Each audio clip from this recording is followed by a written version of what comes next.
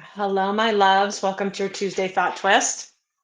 I am your mistress of alignment, Deb Penner, and this is your weekly opportunity to become a better manager of your beautiful human brain. I want to talk to you this week about a very interesting thing that may happen to you if you have a human brain. You may have noticed in our current personal development culture, there's a lot of focus on this kind of good vibes only feeling on, and specifically on very high vibrational emotional states, things like joy, gratitude, love, peace. And those states are indeed very powerful. They do have a very high frequency. Spending time in those states will benefit your physical, mental, emotional, and spiritual wellness. They will literally change your life. But woven into this narrative around these high vibrational states is this unspoken assumption that we all have the same access to these states, and that being in them is a universally pleasant experience. I would love to see in the comments if anyone who is watching this is somebody who's like, I don't actually get into those states really easily.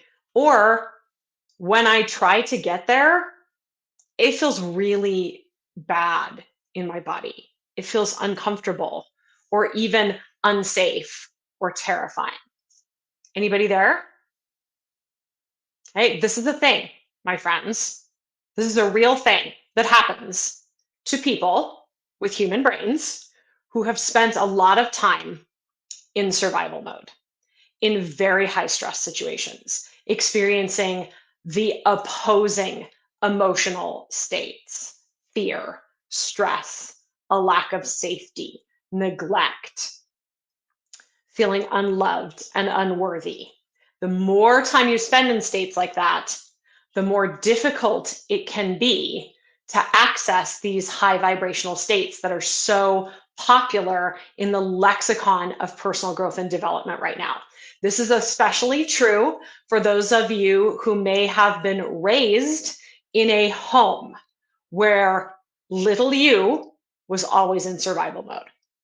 So homes where there was substance abuse, homes where there was spousal abuse, homes where little you may have been abused. That includes neglectful abuse. So maybe you were never struck by a parent, maybe you were never called names, but maybe you were also never recognized in your emotions. Maybe when you were terrified and you were crying, no one came to comfort you. And little you decided this world is not a safe place for me. And that is now the default operating mode for your subconscious mind. The world is an unsafe place. I have to be vigilant all the time. When we spend a lot of time in these states, again, and particularly if we were conditioned into these states by our childhood, it's very difficult to move into those high vibrational emotions. They may feel inaccessible completely. Don't know how to feel that. Can't even imagine what it would be like. And also, it is possible that when you attempt to feel those things, those feelings that everybody describes as being so liberating and they feel so warm and wonderful, you're going to feel like you're wrapped in a snuggie with Coco and a kitten. And you're like, no, I don't feel like that. I feel like I'm wrapped in sea urchins and covered in napalm. What's wrong with me? Nothing is wrong with you. Nothing is wrong with you. You're not broken. You're not defective. And these emotional states are not impossible for you to access. They're just so foreign to some of us that our bodies have a hard time understanding how to make space for that vibration. So the big thing I wanted to do this week was to bust this myth that everybody has equal access to these emotional states and that they feel universally good in our bodies. If that's not true for you, you are not alone and you are not broken. You are just someone who needs to approach the experience of processing your emotions with a little bit of a different mindset. So that's our thought twist this week, is it's okay if these things don't feel good to you yet. The same skills that allow people who may have been raised with greater access to these emotional states to deal with what we would consider uncomfortable or prickly or so-called negative emotions are the skills that you're going to use to access positive emotions. Positive emotions. So even though it seems paradoxical, you're going to use your ability to be uncomfortable in order to make space for joy and gratitude and peace in your body. You're going to use your ability to breathe.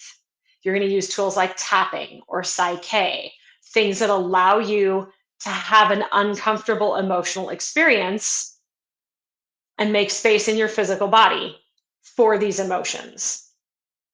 And it's okay if you need to do that. It's okay if you need to do that. And it's okay if you need help. And if you need help, I would love to talk with you about that. You can always have a chat with me for free. The easiest way to schedule that is just to head over to my website, which is drops, DROPS, with Deb.com. And at the top of that homepage, there's a picture of me with a little white button next to it. Just click the button and you'll be able to pick a time that we can get together on the phone and we can talk about this very thing. We can talk about how you ended up in a space where it's difficult for you to access these emotional states. And we can talk about the skills that are going to allow you to make more and more and more room in your mind and in your body for these states, because they are beneficial, because they do open us up to massive amounts of healing, to evolution, to health, and to wellness. Love to chat with you about it. I'd also love to hear again in the comments about who has been here, who has had this experience, who's having this experience now. Does it help you to know there's nothing wrong with you? You just have a body that was conditioned to a different set of emotional circumstances. Tell me all about it. Schedule your chat. I'll talk to you soon and I'll see you next week.